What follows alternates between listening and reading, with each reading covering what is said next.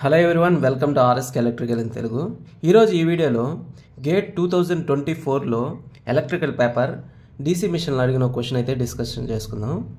ఇక్కడ 5 kilo watts 220 volts DC shunt motor అయితే ఇచ్చాడు. ఫస్ట్ మనం ఈ క్వశ్చన్లో గివెన్ డేట్ అయితే రాసుకొని క్వశ్చన్ ఏం అడిగాడు దాన్ని సింప్లిఫై చేసి ఆన్సర్ అయితే మనం ఫైండ్ అవుట్ చేద్దాము. First given data 5 kilo watts ఇచ్చారు అనమాట. 5 కిలో వాట్స్ అంటే ఇక్కడ మనకి పవర్ రేటింగ్ అయితే ఇచ్చాడు. ఓకేనా, పవర్ రేటింగ్ అంటే మనకి ఇక్కడ ఇచ్చేది ఓన్లీ అవుట్పుట్ పవర్ అనమాట. ఎంత? 5 కిలో వాట్స్ ఇచ్చారు. And 220 volts DC shunt motor అంటే టెర్మినల్ వోల్టేజ్ అనేది 220 వోల్ట్స్ అయితే ఇచ్చారు. అండ్ ఆర్మేచర్ రెసిస్టెన్స్ అనేది మనకి 0.5 ఓమ్స్ అయితే ఇచ్చారు. అండ్ ఇంకేమంటే resistance include brushes. Okay, the motor draws a no load current 3 amperes. No లోడ్లో IL1 అనుకుంటున్నాను, నో లోడు లేకపోతే IL0 ఎంత 3 amperes అయితే ఇచ్చారనమాట మనకి.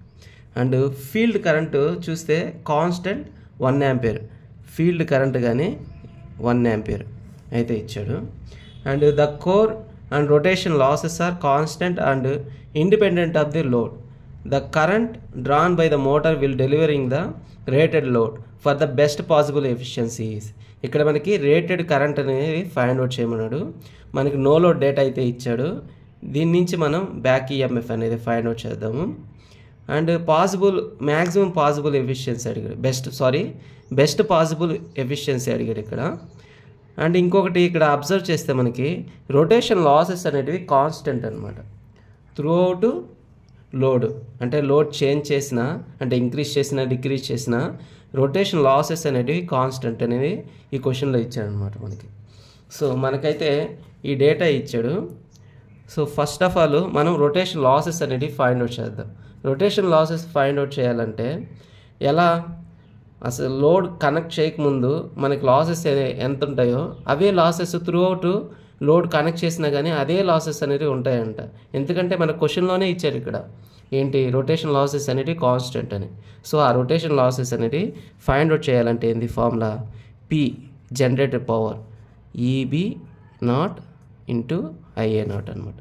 సో EB0 IA0 మనకు తెలిస్తే మనం ఈజీగా ఫైండ్ అవుట్ చేయొచ్చు. ఆల్రెడీ IA0 మనకి ఎంత? IA0 తెలియదు కదా. సో మనకి ఇక్కడ ఇచ్చింది ఏంది? DC షంట్ మోటార్ అనమాట. ఓకేనా, డీసీ షంట్ మోటార్ ఎలా ఉంటుందో ముందు మనం డయాగ్రామ్ అయితే గీసుకుందాము. సో ఫీల్డ్ వైండింగు, ఆర్మేచరు, ఓకేనా, ఆర్మేచర్ ఇది EB అనమాట, బ్యాక్ EMF.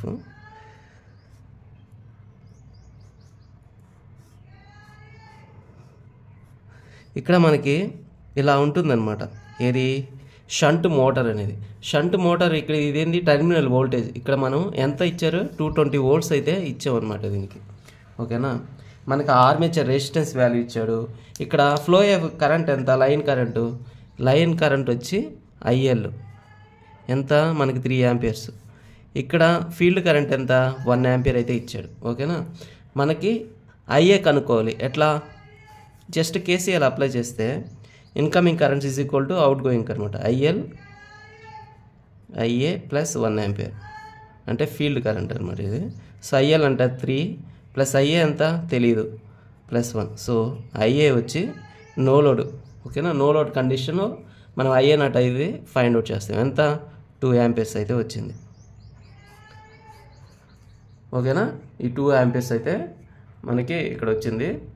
అండ్ ఇంకొకటి మనకు IA0 తెలుసు, EB0 IA0 తెలుసు, EB0 కానీ ఫైండ్ అవుట్ చేయాలి. EB0 అనేది ఎలా ఫైండ్ అవుట్ చేస్తాము మనం అదనేది ఒకసారి మనం చూద్దాం అనమాట.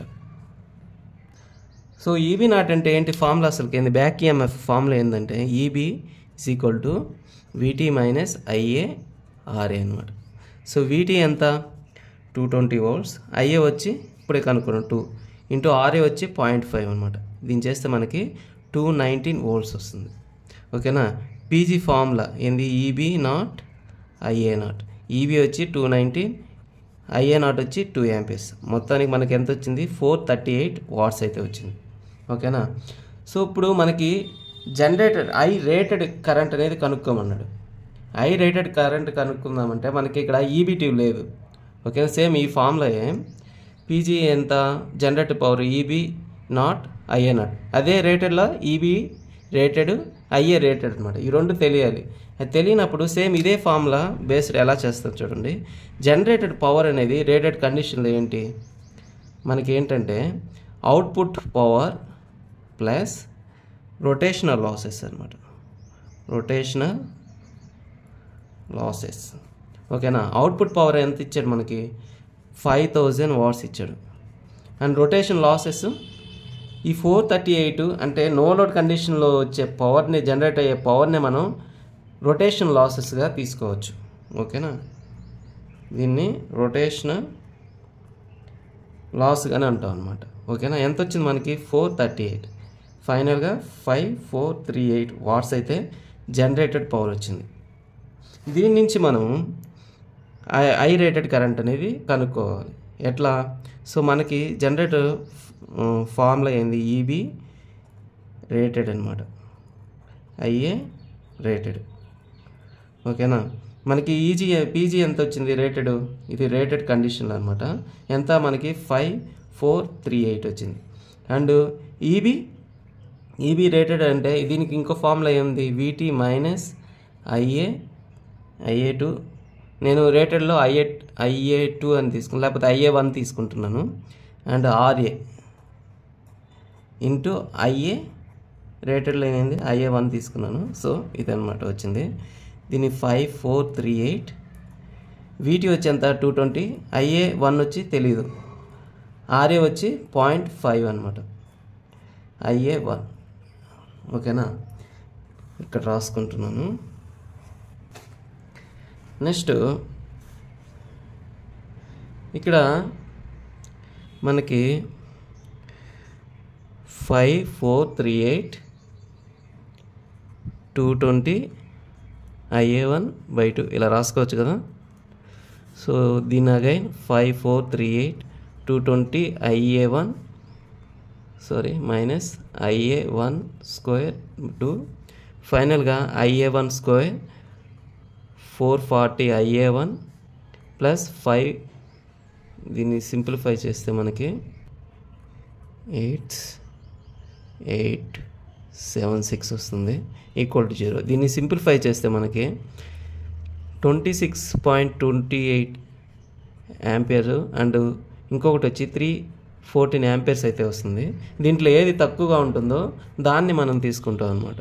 సో ఇది తక్కువ ఉంది కాబట్టి ఈ కరెంట్ని అయితే ఐ రేటెడ్ కరెంట్గా తీసుకుంటాం. ఫైనల్గా మనకి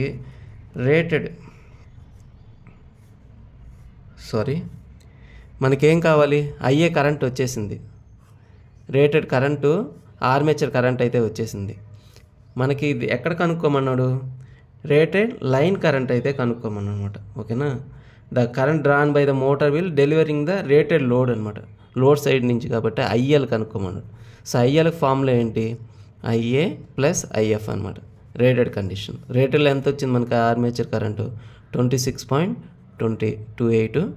అండ్ ఐఎఫ్ ఫీల్డ్ కరెంట్ అనేది షంట్లో మనకి కాన్స్టెంట్గా ఉంటుంది కాబట్టి సో నో లోడ్ కండిషన్లో 1 యాంపియరే, లోడెడ్ కండిషన్లో కానీ 1 యాంపియరే ఉంటుంది. సో ఫైనల్గా మనకి 27.28 యాంపియర్ అయితే వచ్చింది. సో ఈ విధంగా మనం ఇచ్చిన క్వశ్చన్ని ముందు గివెన్ డేటా రాసుకొని పాసిబిలిటీస్ ఎలా ఉన్నాయో చూసుకొని మనం ఈజీగా అయితే ప్రాబ్లమ్ని సాల్వ్ చేస్తాం అనమాట. నెక్స్ట్ మనం 2023లో అడిగిన గేట్ క్వశ్చన్ అయితే డిస్కస్ చేసుకుందాం. Thank you for watching.